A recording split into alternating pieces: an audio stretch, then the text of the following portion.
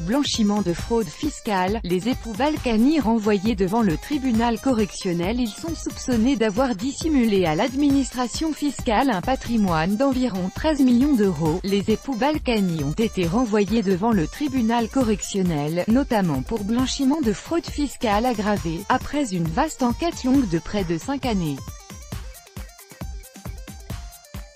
Conformément aux réquisitions du parquet national financier, ils sont également renvoyés pour déclaration incomplète ou mensongère à la Haute Autorité pour la transparence de la vie publique, chargée de contrôler les revenus des élus, a indiqué mardi une source proche du dossier.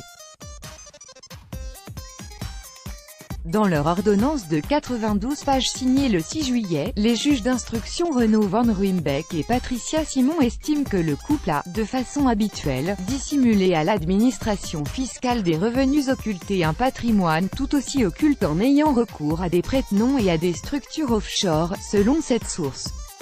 Maire, l'aire de Levallois-Perret, son fief, de 1983 à 1995 puis de nouveau depuis 2001, Patrick Balkany, 69 ans, fumeur de Havane à la voix de Stentor, souvent aux côtés de stars du showbiz, devrait aussi être jugé pour corruption passive, blanchiment de corruption et prise illégale d'intérêts.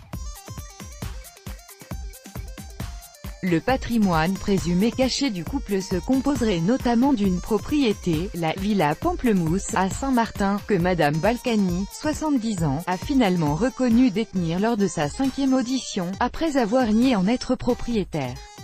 Serait également concerné un riad à Marrakech. Ce dernier, officiellement loué par leur fils Alexandre Balkany, aurait en partie été financé par un homme d'affaires saoudien, Mohamed Ben Issa Al Jaber, au moment où ce dernier négociait des droits à construire avec la ville de Levallois-Perret pour un projet de tour jumelle, qui n'a finalement pas vu le jour. Durant une perquisition, les enquêteurs avaient notamment trouvé dans ce riad des peignoirs portant les initiales PB et des caisses annotées Balkany. Au cours de l'enquête confrontée à des documents transmis par le Liechtenstein portant sa signature, Patrick Balkany avait reconnu avoir détenu des fonds occultes, les justifiant par l'héritage d'actifs non déclarés détenus en Suisse par son père, un ancien commerçant, patrimoine occulte. Cette explication, donnée le 5 octobre 2016, n'avait pas convaincu les juges d'instruction, qui affirment que l'élu, également ex-député, a mis en place des structures offshore à partir de 1986 et que ces fonds lui ont permis de se constituer un patrimoine occulte, selon la source proche du dossier. L'affaire avait démarré en 2013, avec le témoignage à charge contre Patrick Balkany d'une autre figure de la droite dans les Hauts-de-Seine, Didier Schuller. Du fait de la complexité des montages financiers, elle a nécessité de nombreuses investigations, notamment à l'international. Outre les époux, 4 autres personnes sont renvoyées devant le tribunal dans ce dossier, dont Alexandre Balkany, qui devrait être jugé pour blanchiment de fraude fiscale pour avoir signé des baux fictifs.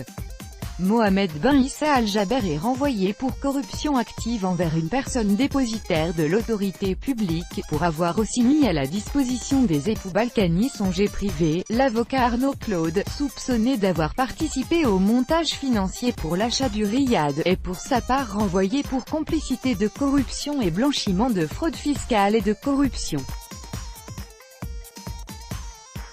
Proche collaborateur du maire de Levallois-Perret, Jean-Pierre Aubry, est lui renvoyé pour complicité de corruption passive, blanchiment de corruption, prise illégale d'intérêts en tant qu'auteur et complice et blanchiment de fraude fiscale. Un temps poursuivi pour corruption, un consultant proche de l'homme d'affaires saoudien, a lui bénéficié d'un non-lieu, faute de charges suffisantes. Les magistrats ont mis en exergue un système de corruption et de blanchiment de fraude fiscale hors normes perpétré à Levallois-Perret par M. Balkany, et ce depuis des années. Ces pratiques, facilitées par la qualité d'élu de M. Balkany, font honte à notre démocratie, a réagi auprès de l'AFP Marie Dosé, avocate de l'association anticorruption Sherpa, partie civile dans cette affaire.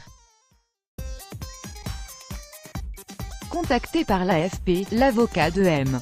et Madame Balkany n'était pas disponible pour réagir dans l'immédiat.